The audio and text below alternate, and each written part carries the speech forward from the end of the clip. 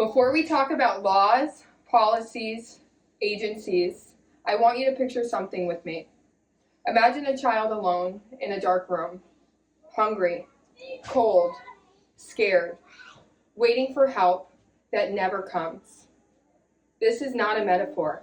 This is not fiction. This is happening in Connecticut right now.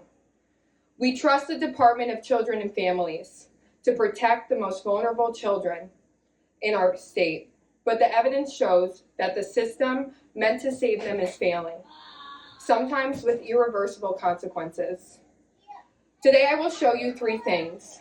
First, how DCF's systemic failures and legal limitations protect the most vulnerable, are placing children in danger.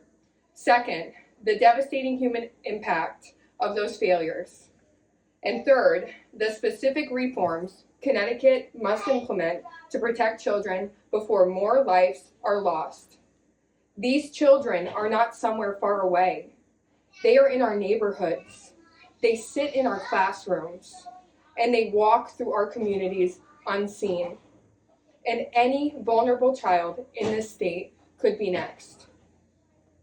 The failure of DCF is not hypothetical. It is documented, it is ongoing, and it is deadly. In one of the most horrific cases in Connecticut, a 12-year-old girl died weighing only 27 pounds, the size of a toddler. Teachers and neighbors reported abuse for years. DCF had contact throughout her life and even conducted video well check with an imposter months after her death. The signs were clear, the warnings were repeated, and still she was not removed. Her death was slow, painful, and preventable. Even more disturbing is the Waterbury case. A man was held captive by his stepmother for nearly 20 years. School staff made reports. Neglect was documented. Yet state laws limited what DCF was allowed to do, even when danger was obvious. Connecticut currently has over 3,700 chronically truant children. Truancy is often a warning sign of abuse, neglect, and homelessness, or unsafe home conditions. Yet thousands of referrals stall or go uninvestigated. These children literally disappear from the only place where adults reliably see them. Another major failure is broken communication. Schools, courts, law enforcement, and DCF often work in silos. Files stall, reports go unshared, responsibility gets passed, and children remain trapped. These are not administrative mistakes. These are life or death failures.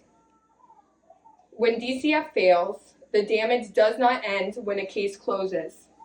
The consequences follow children for life. The 12-year-old did not just lose her life.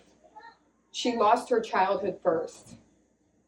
The Waterbury victim spent decades locked away, believing no adult would ever save him, until he set fire while chained up to escape.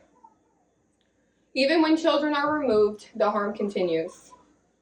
My family fostered 14 children. Nearly everyone came with severe trauma, neglect, abuse, abandonment. Love alone was not enough. Families need real, immediate support. I am also closely related to a family who adopted 7 children.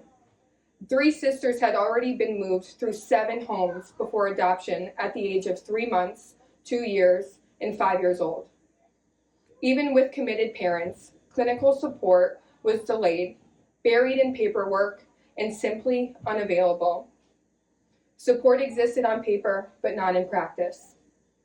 When families are left without help, they become exhausted, overwhelmed, and financially strained. And children who already lost one home face losing another. This is how instability becomes a cycle instead of interruption. Children raised in abusive environments and placed under supported homes face lifelong trauma like PTSD, anxiety, depression, emotional detachment, deep mistrust of adults. They do not just lose safety, they lose their sense of belonging.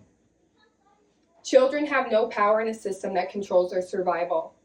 They cannot remove themselves from danger. They rely completely on adults and on DCF. When DCF fails, they have no one. These are not just sad stories. These are warnings. The good news is that the system is not beyond repair, but only through strong, enforceable reform. Mandatory in-person safety checks. No more phone calls. No more video calls for high-risk cases.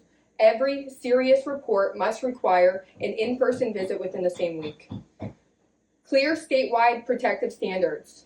A child's safety should never depend on which office holds their file. Real-time data sharing.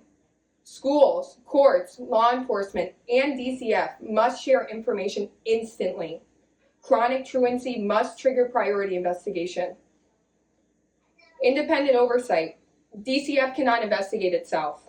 Connecticut must establish an independent oversight board to review child death, severe abuse, neglected referrals, and systemic failures.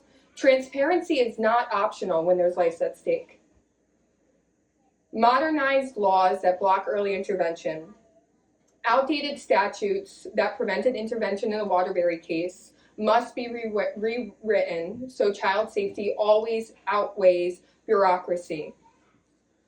Trauma-stabilized group homes with licensed clinical care. Some children are too traumatized to go straight into traditional foster homes.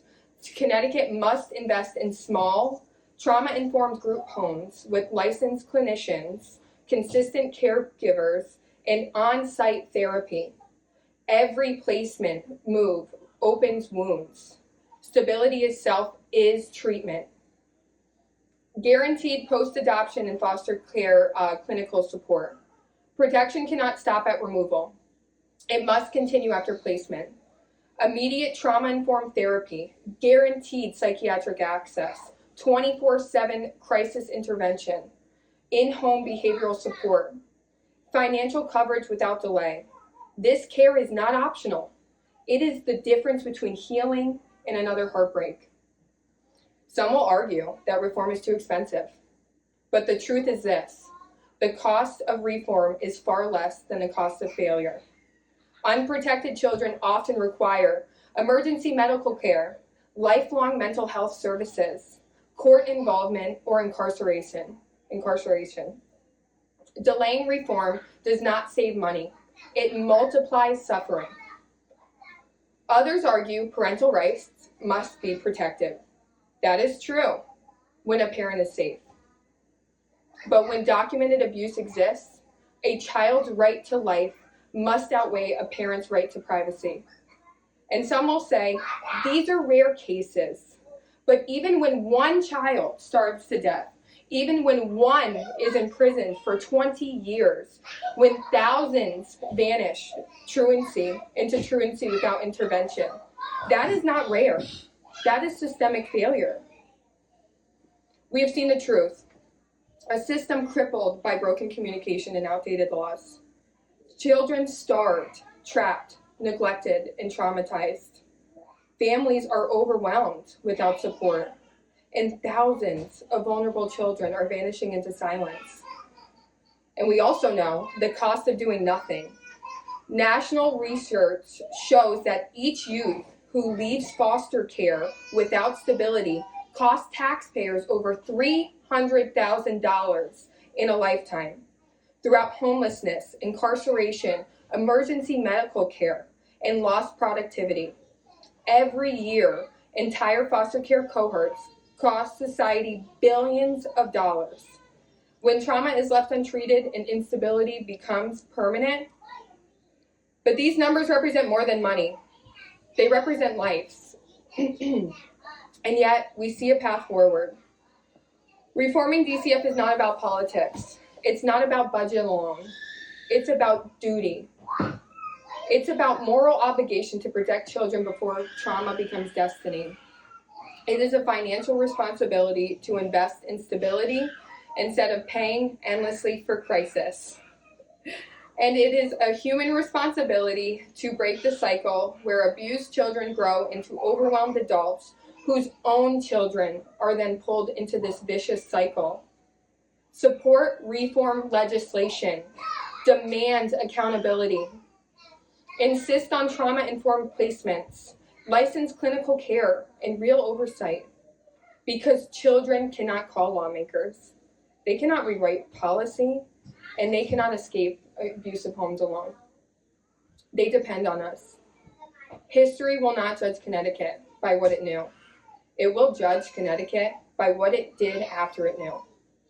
Connecticut's children deserve more than excuses. They deserve safety.